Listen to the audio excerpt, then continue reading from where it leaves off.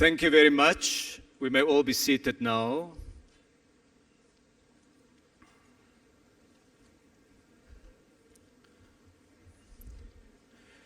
His Excellency President Cyril Ramaphosa, His Excellency President Lula da Silva, His Excellency Prime Minister Narendra Modi, His Excellency Minister Wang Wentao, representing President Xi Jinping, Her Excellency Dilma Rousseff, President of the New Development Bank, His Excellency Deputy President Paul Mashatile, may I warmly welcome their Excellencies to this closing session of the BRICS Forum. Today the business community met, and we will receive a report on the discussions shortly. The discussions that dealt with the substance of the business forum. We will thereafter have the keynote addresses by their Excellencies.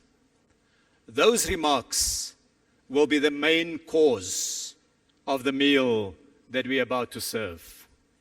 I will therefore confine my remarks as an appetizer to those addresses.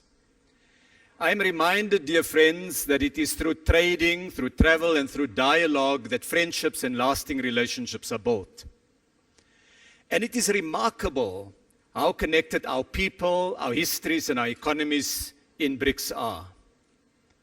We have more than 2,000 years of trading history between Asia and Africa, with trade delegations reportedly sent by the African pharaohs to India in the age of Ptolemy.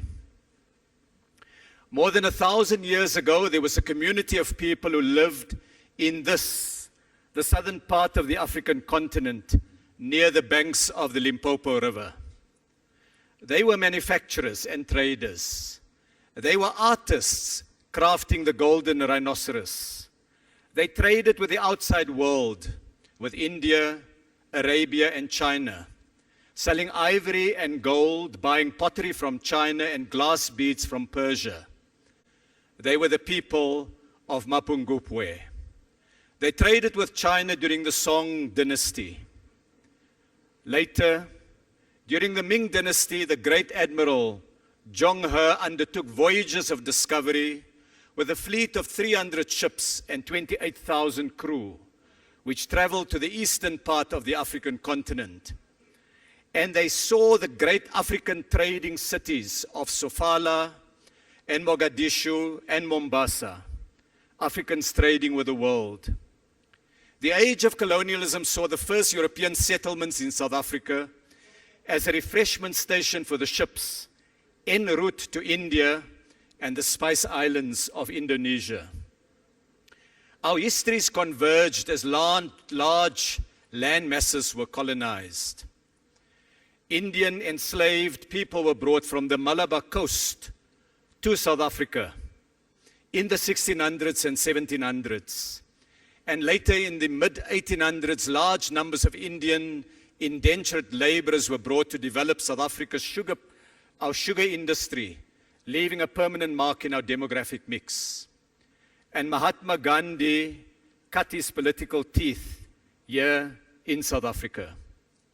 The age of colonialism saw too the start of the industrial scale transatlantic slave trade, taking captured Africans across the waters in crammed ships.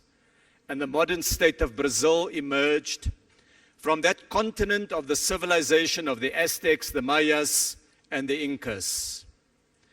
And the spirit of Africa is alive in Brazilian culture, the warmth of its people, the music, and the samba that had its origins in Angola and Congo. And Russian history too contains connections. The great Russian writer Alexander Pushkin's great-grandfather was an African, Ebrahim Petrovich Ganibal, abducted from Cameroon, taken via Constantinople, and eventually taken to Russia, where he became a nobleman. During the struggle against apartheid, many South Africans stayed in Russia, in China, in India, and as with many other parts of the world, we received material assistance in the struggle for freedom in our land. And so we are connected by history, but not only by history. Today we look forward to matters relating to the future. Today's event is held in this, the industrial heartland of the African continent, an economy with major industrial strengths in traditional sectors, but also with technologies in the space and satellite economy, in the digital sector, in new green technologies, in advanced manufacturing. Ladies, gentlemen, friends, a major industrial exhibition is being held nearby at Gallagher Estate, showcasing products from more than 240 firms, with 20 other African countries participating, together with the 5 BRICS partners. I urge those who have not been there, visit it. We held a manufacturing forum which provided a platform for discussion on green industrialization, on electric vehicle and battery production, playing to Africa's strengths in critical minerals.